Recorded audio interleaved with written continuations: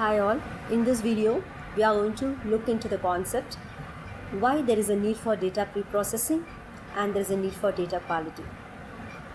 Data pre-processing is an important step that is needed before when you are feeding it into any type of model. When you are going to feed the raw data into the model, then the model will not give you high accuracy because the raw data will have lots of noises and errors. If it's going to process the raw data with lots of noises and errors, then the high accuracy will not be achieved by the model. So before it is being fed into the data model, the data needs to be pre-processed. No matter whether the data is in tables or it's an image or it's audio, whatever type of data it is, the data needs to be pre-processed and the data quality needs to be improved before it is being processed by the model. So data have quality if they satisfy the requirement of the intended use.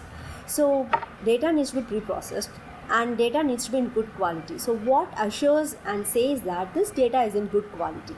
So there are few factors that comprises the data quality. So there are 6 factors that we could say these are the factors that comprises the data quality. So those 6 factors are accuracy, completeness, consistency, timeliness, believability, interpretability. So accuracy should be properly accurate in what the way they are. Completeness, the data should be complete, there should not be more missing numbers. Consistency, the data should be consistent, there should not be any inconsistency in the data. It should be very consistent in what the way they are. And then timeliness, it should be in the proper timeliness. Believability, it should be like it should be original. And then interpretability, you need to do some data analysis, it should be interpretable. So interpretability. So these are the 6 factors that comprises the data quality. These 6 factors are good in a particular data set, then you can say this particular data set is of high quality. So when you say that this particular data is of bad quality, there are 3 important factors that states that data is not in good quality, it's in bad shape. If the data is incomplete, there are n numbers of missing values and many values are not having proper values, then you could say the data is incomplete, inaccurate or noisy. If it's having lots of noise, they are not properly accurate and they are not consistent, then these 3 factors are there in a data set, then the data is termed as a bad data quality, the data is in bad shape. So what are the reasons for being the bad quality data? So this bad data quality can be turned into good data by doing some data reprocessing. But again, you cannot turn all the bad quality data into good. You cannot make all the bad shaped data into a good shape. Some can be turned into good shape, but not others. Not like all the data can be turned, because if there are too many data are missing and too many errors and noise, then obviously we cannot do anything. If, for example, if the data is, if the photo is bit shaky, okay, you can just make it to the normal picture somehow. If it's too shaky, we cannot do anything, right? So the same way, to some extent, if there is the missing data, to some extent there is inaccurate, then we can change the data into good quality data. But if it is to more extent, then we cannot actually turn that data into good shape also. So what are all the reasons of bad quality data?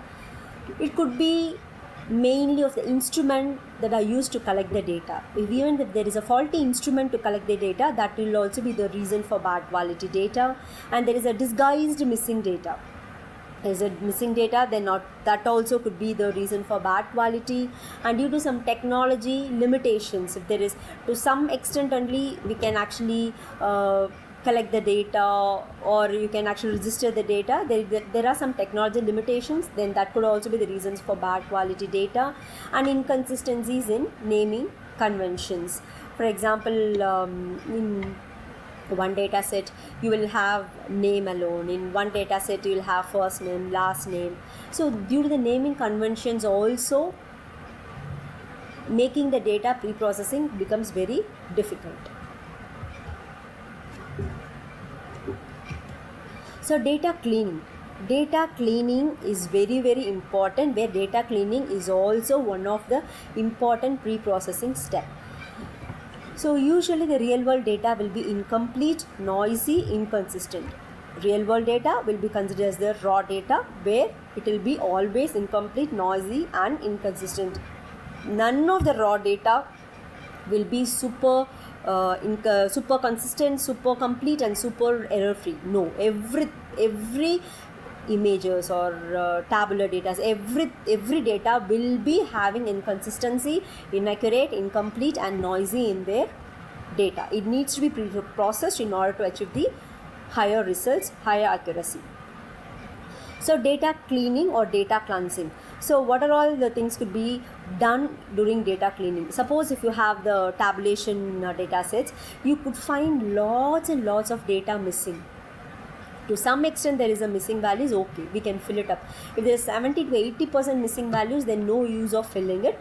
So to some extent 30-40% of the values are missing, we can fill those values, and then filling the missing values can clean the data. Every values will be filled, and then some data analysis can be done.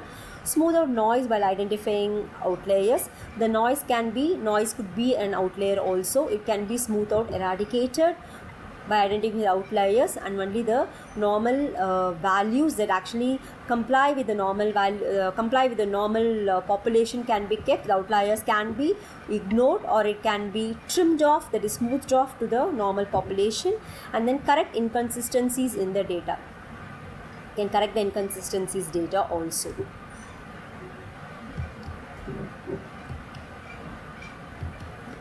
Handling missing values. There are 6 important steps how to handle the missing values. The first step is ignore the tuples. How to ignore the tuples? Usually we'll be ignoring the tuples. Tuple is nothing but row. Usually we'll be ignoring the tuples when the class label is missing. When the class label itself is missing, then we cannot do anything with the tuples, because we don't know what tuple is that, what record is that. This method is not very effective unless the tuple contains several attributes with missing values. You can ignore the tuple if you does not know the class label. You can do it, but in case if the tuple is having several attributes which do not have values, if this 20-30% is not having value, okay, fine, you can ignore it. But you cannot ignore it, you can fix it with some values. If 70 to 80% of the values are missing, then obviously you have to ignore it. And then the second one is fill in the missing value manually. We have lots of missing values. If it's a smaller data set, fine, you can actually fill in with the missing values.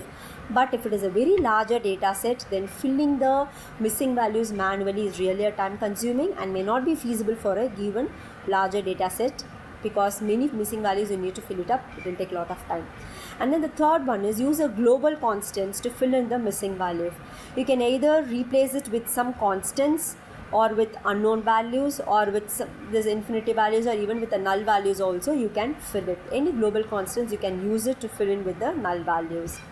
And the fourth one is you can use any of the central tendency measure to fill in the missing values. You can use mean or median to fill in the missing values.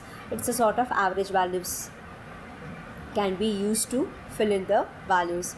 And then use the attribute mean or median for all samples belonging to the same class as well as the given tuple. So in the fourth point, for a particular attribute you are filling it with the mean or median, whereas here for the samples that belong to the same class, the whole class will be filled with the mean or median if you find the missing values. And then the sixth one is you can use some probable values, your own probable values, to fill in the missing values.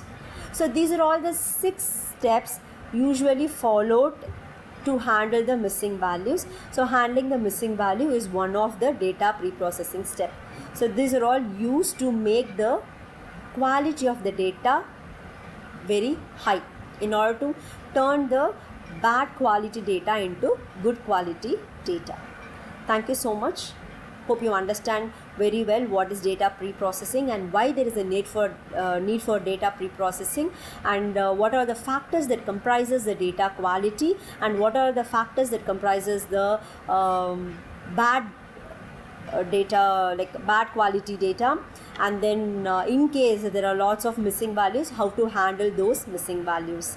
Thank you so much. Subscribe the channel for the other videos. Thank you.